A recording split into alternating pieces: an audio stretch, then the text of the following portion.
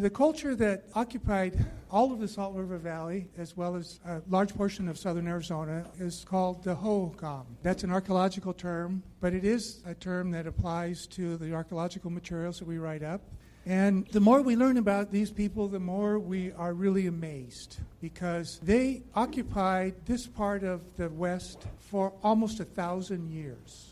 And that's a remarkable accomplishment if you think about it. In the arid desert, there was one culture that was sustainable through the use of the manipulation of water, because they were irrigators. They farmed the land through irrigation canals, and they had a sustained lifestyle for around 1,000 years. There's actually very few other cultures in the world that you can say that about.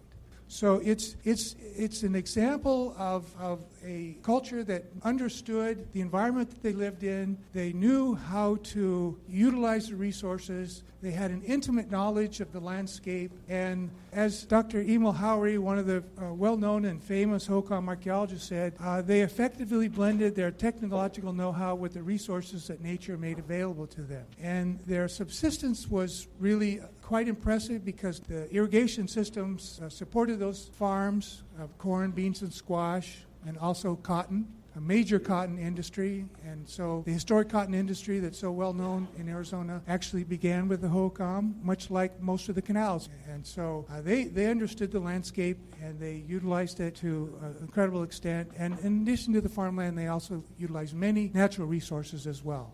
And of course, hundreds of archaeological sites have been excavated, but these are the freeway projects that I think have made major contributions to our understanding of the Hohokam. The first one is the Hohokam Expressway, or State Route 143, and it cut right through the heart of Pueblo Grande, which is a National Historic Landmark, which contains one of the best preserved platform mounds and also canals. And although the portion that the city owns, which is a preserve and a museum, there was a large part of the site that was private property. And when ADOT purchased that property and built the state highway through there, there was a huge excavation project that was undertaken. And when I say huge, I mean huge. $3.75 million was spent on archaeology for that freeway.